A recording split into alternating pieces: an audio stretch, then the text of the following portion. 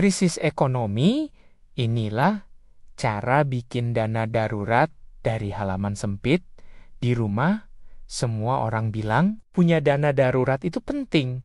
Tapi kenyataannya, nggak semua orang bisa menabung. Apalagi sekarang, harga-harga naik terus, penghasilan tetap, tabungan malah tergerus. Tapi, gimana kalau saya bilang, kamu bisa punya dana darurat tanpa harus menyimpannya di bank dulu? Caranya, ya, dari hasil kebun sendiri, di halaman sempit rumah kita. Kedengarannya sederhana, tapi efeknya bisa luar biasa kalau kamu tahu cara melihat nilainya. Bagian 1, konsep dana darurat bukan selalu uang.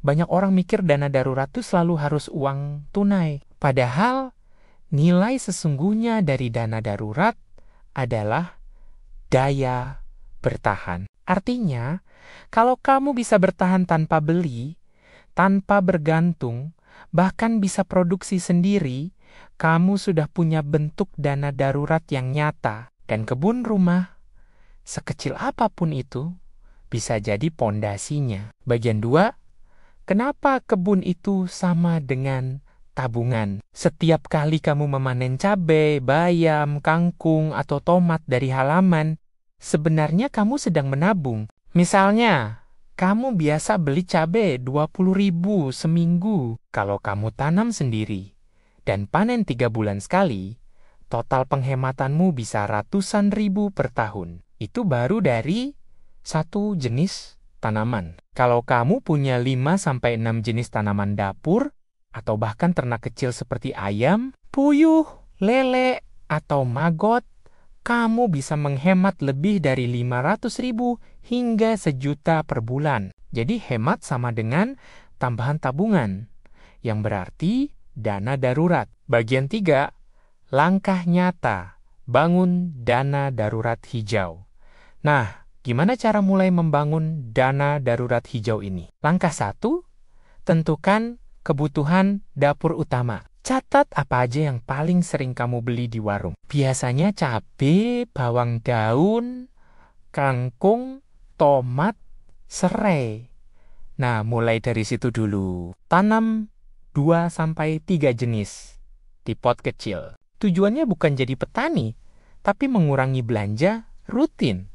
Langkah 2, olah hasil jadi nilai tambah. Hasil kebun nggak selalu harus dijual mentah. Contoh, cabai bisa dikeringkan, daun pandan bisa dijadikan minyak aroma, atau serai jadi sabun alami. Produk olahan kecil seperti ini bisa kamu jual online, lewat marketplace, atau bahkan ke tetangga. Langkah 3, gunakan hasil untuk stabilkan pengeluaran. Saat harga pangan naik, kamu masih bisa masak dari kebun sendiri. Itu sama aja seperti kamu mencairkan tabungan tanpa perlu ke ATM.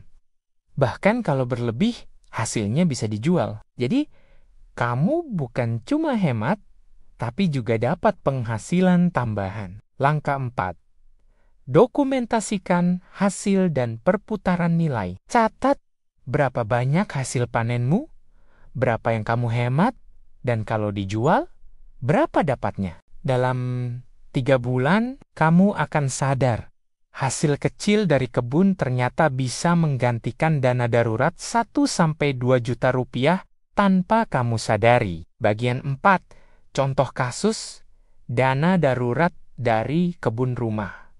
Contohnya, Ibu Sari di Bekasi. Dia cuma punya lahan 2x3 meter, tapi di situ ada 15 pot tanaman. Setiap bulan, dia bisa panen bayam, kangkung, cabai, dan tomat, total nilainya sekitar 300.000 rupiah. Belum termasuk dia jual bibit cabai di marketplace kecil-kecilan. Jadi kesimpulannya, dalam 6 bulan, dia sudah punya tabungan hidup senilai 1,8 juta rupiah. Bukan dari uang, tapi dari hasil kebunnya sendiri. Inilah contoh nyata dana darurat hijau. Bagian 5, penutup mindset mandiri di masa krisis. Kita hidup di masa di mana harga naik, tapi harapan harus tetap tumbuh. Mungkin kamu nggak bisa langsung punya tabungan puluhan juta, tapi kamu bisa mulai dengan 1 pot tanaman hari ini. Karena di masa krisis, yang paling berharga bukan sekadar uang di rekening, tapi kemampuan untuk bertahan, beradaptasi, dan menghasilkan.